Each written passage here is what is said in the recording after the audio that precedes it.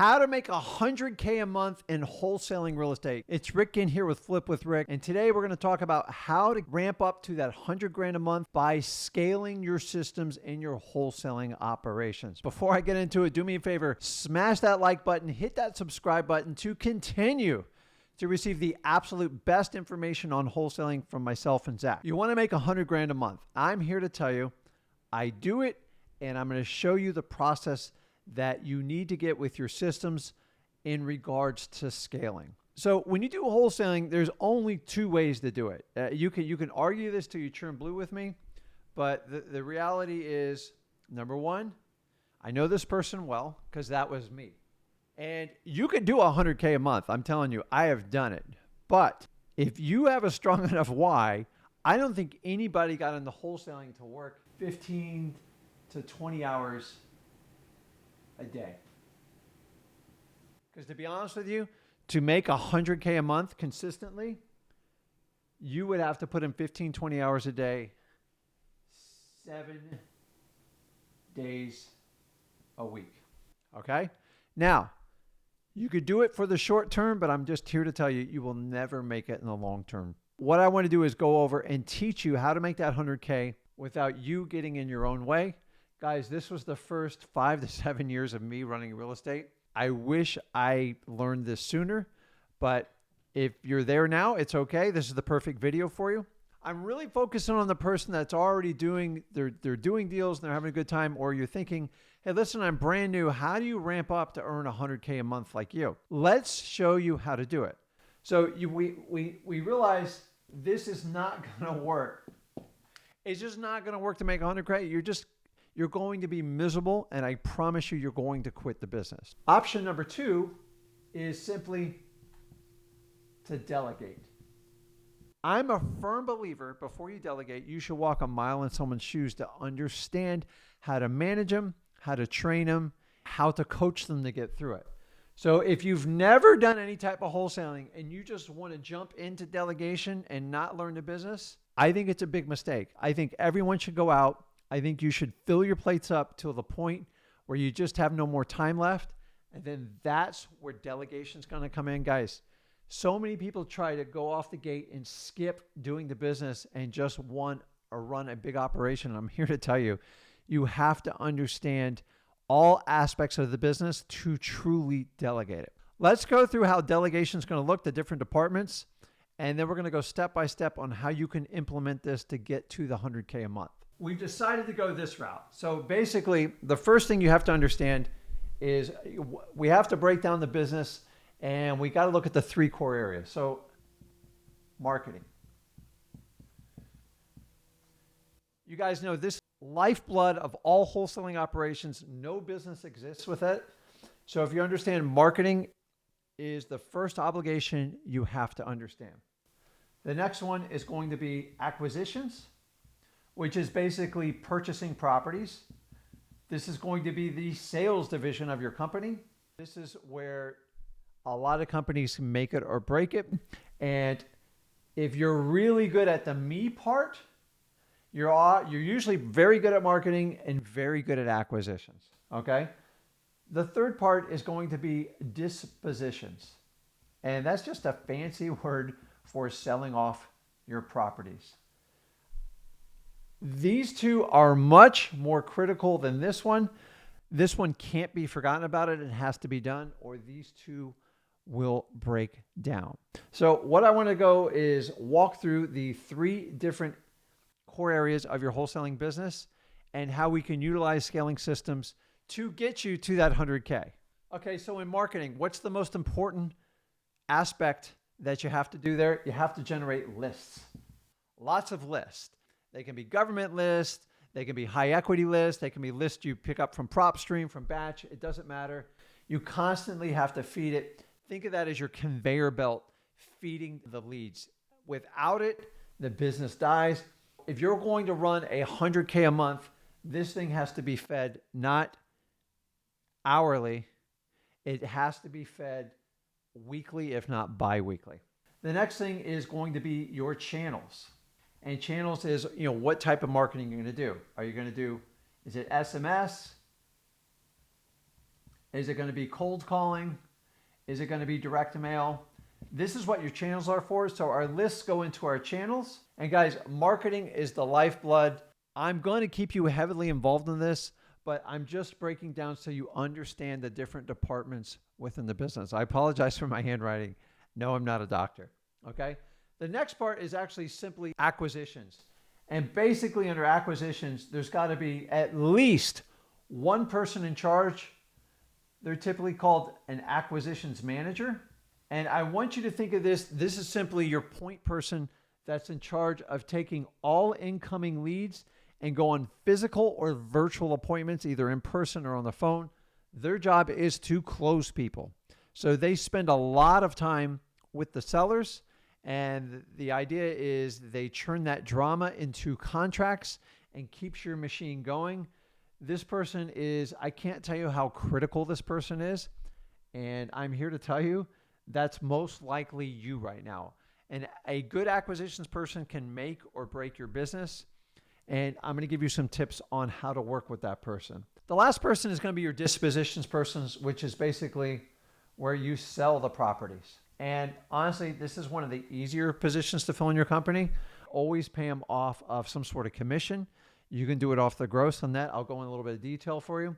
Ideal candidates for this are usually going to be like ex-real estate agents or failed real estate agents. It doesn't matter if it's a guy or girl. Girls do really well in this position, and most of their sales are done via phone. But their job is to push and get the property sold to make sure the machine keeps feeding. Because remember, when disposition sells, that gives money to put more in the marketing, to buy more properties and keep selling them. Guys, there's only 3 mechanical operations to really run a successful 100K a month wholesaling business, and these are the top 3. Now that we have the top 3, let's go into greater detail on how you can implement these strategies into your wholesaling operations so you can scale it up to 100K a month. Okay, so in this section, we're going through the actual implementation. Go, Rick, I want to do it. I want to scale it.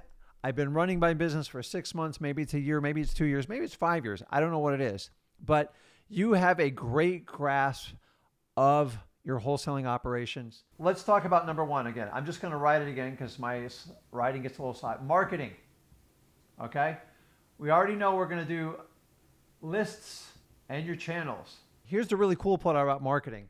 This is what you do. You already know it. So you need to just sit down and do a screen record or sit and take a Word document and record exactly what you do step by step. And then what you're going to do is bring a VA in. This is very simple. You're going to go ahead and find a VA. You guys can use Upwork. You can use Fiverr. There's a million services out there. And then what they're going to help you do is pull the lists based on your criteria. And then also the VA can help with implementing the channels, particularly SMS, cold calling, and direct mail. I find that bringing in a VA for the marketing, I still run the marketing in my business today. I want you guys to understand that. So I'm the CEO of my own company, but marketing is my highest and best skill set, and then acquisitions. So I'm going to bring a VA to basically what I want them to do is do the redundant tasks, which means anything that has redundancy. I'm a terrible speller, meaning anything you do over and over again, and you're going to pay the VA to do it. Guys, this is how marketing works. You slowly pull back and then you manage your VA. It's really this simple to do it. And what that will do is give you a higher volume in this area so you can feed more leads, so you can do much more acquisitions. Let's go to the second one, acquisitions. We talked about this earlier. This is actually simple. You just need a manager, okay? I call it a point person. Make somebody accountable. This is how this position works. They are accountable for every deal that comes in. It's up to you. Are they going to take the phone calls live? Do you have a VA vet the incoming leads and then they do the appointments? But the idea is they should have a CRM and then they have leads lined up. The most valuable part of this are your old and tired leads because you're constantly doing follow-up, and that's how your CRM works. Once they're accountable, they're on the hook for it, they basically get paid a commission off of each sale. I'm going to go into detail on how to pay them. They got to have motivation. If you want to give them a little bit of a teaser for the first 60 or 90 days to train them, you can do it, but you eventually have to switch them all to commission. Otherwise, the behavior will not match what they're trying to accomplish. You want to reward them for the more deals they close, and that's how a healthy business should work. The biggest hang up you're going to have with the acquisitions is training. People underestimate this. It takes a lot to train. So you as the CEO or the small business owner, you are going to have to come down here and dedicate a lot of time to training. This is where most people lose it. They can't handle it. You cannot just hire an acquisitions manager and walk away. So you have to do a training schedule 2 to 3 times a week, and it is a lot of role playing. Role play, role play, role play, role play. And remember, this person, your acquisitions manager, is only going to be about 60, maybe 65% of what you can do. They are never going to be you. You are never going to find your replacement. Guys, I've tried it for 20 years. It does not work. Once you understand that, if you can get them up to 50%, then get them to 60 and maybe 65, you are well on your way to making $100K a month. The last one is dispositions. And once again, I think this one's relatively easy. You just need one manager. They typically have real estate experience. So ex-real estate agents work well. And then this person can be paid if they're already licensed, which sometimes it's easier if they're already licensed because you don't have to deal with that headache, is you can just pay them a percentage commission. There's 1 or 2 ways you can do it. You can do it off the gross. So if you sold a 100K property, probably pay them a percentage of that, or you can pay them off the net. Now, I prefer the net because you drive a truer behavior. Most agents are paid off the gross, so you'll have to deal with that. And what I'm going to do in this next section is I'm going to go through the corporate structure of how to put this all into operation and how to figure out how to pay these people, because nobody ever seems to talk about this. So let's start from the top. You are the CEO. You are the visionary. And then basically you're going to have departments set below that. And we've already talked about the 3. So you got marketing, you've got acquisitions, and then you got dispo, which is short for dispositions. So marketing, acquisitions, and dispo. You can have a manager for this department. In return, basically what they're going to do, they're in charge of all lists and channels. And then they are going to manage any type of VAs or what we call contract employees. Because guys, at this level, having payroll employees is not really set for $100K a month. So as you blossom and grow, you can decide to do payroll. It's very expensive and there's some legal obligations you have. So I'm trying to simplify this video.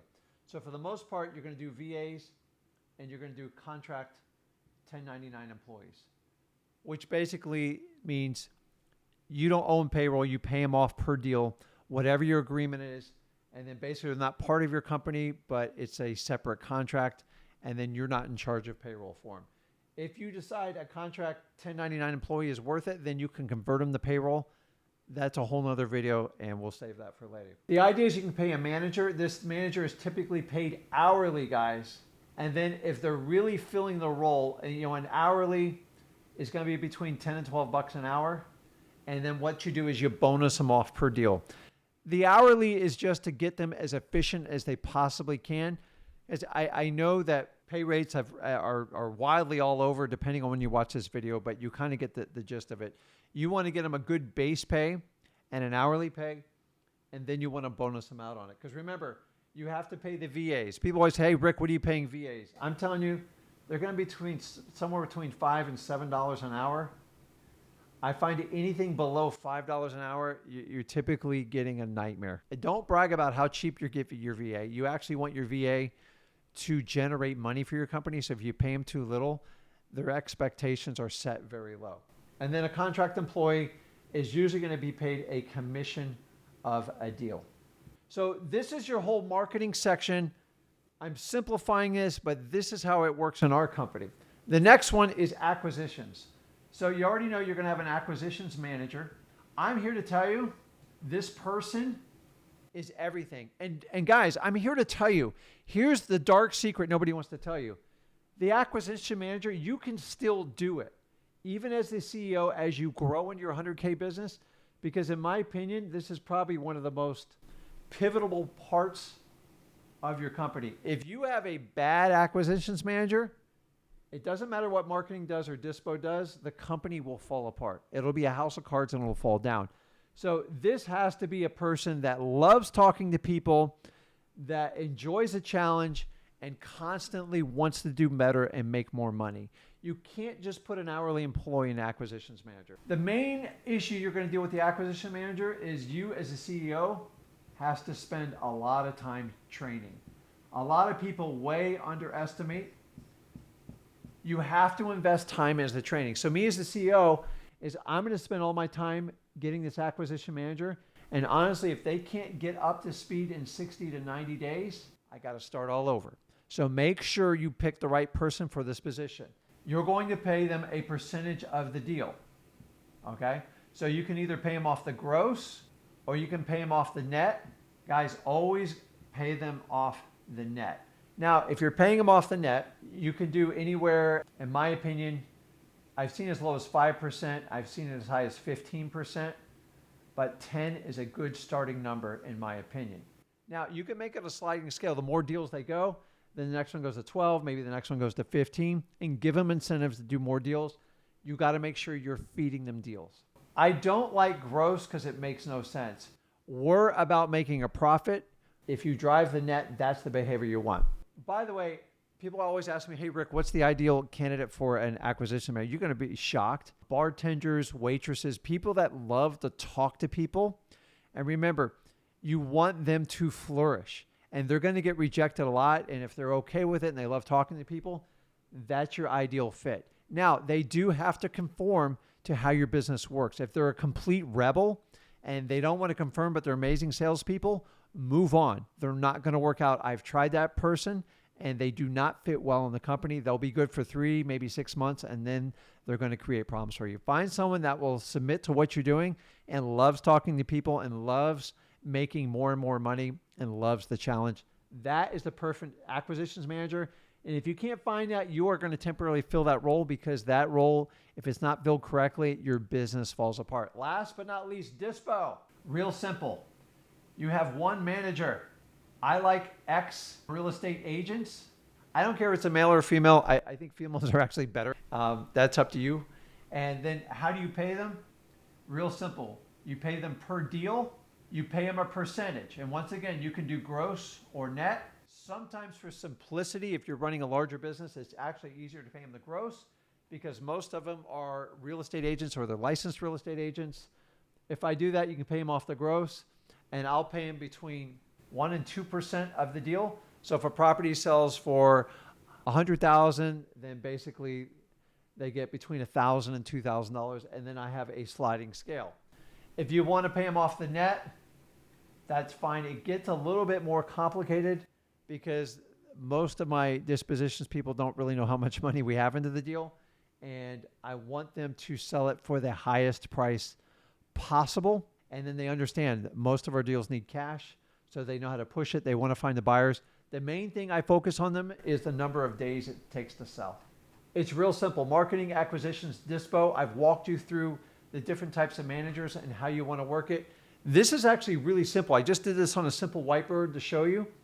Your acquisition manager is everything. Do not overlook the fact that you have to train them and you have to spend a lot of time. I'm telling you 2 to 3 days a week for a minimum of 90 days. And then you can back it down to 1 to 2 days a week from month 3 to 6. And then after that, you got to meet with them once a week and you role play. You role play like there's no tomorrow with them, because the more they understand the objections and the obstacles they're going to deal with, the better they're going to do. At the end of the day, the idea is to get so good at wholesaling, you want to figure out how to scale it and do exactly what we do.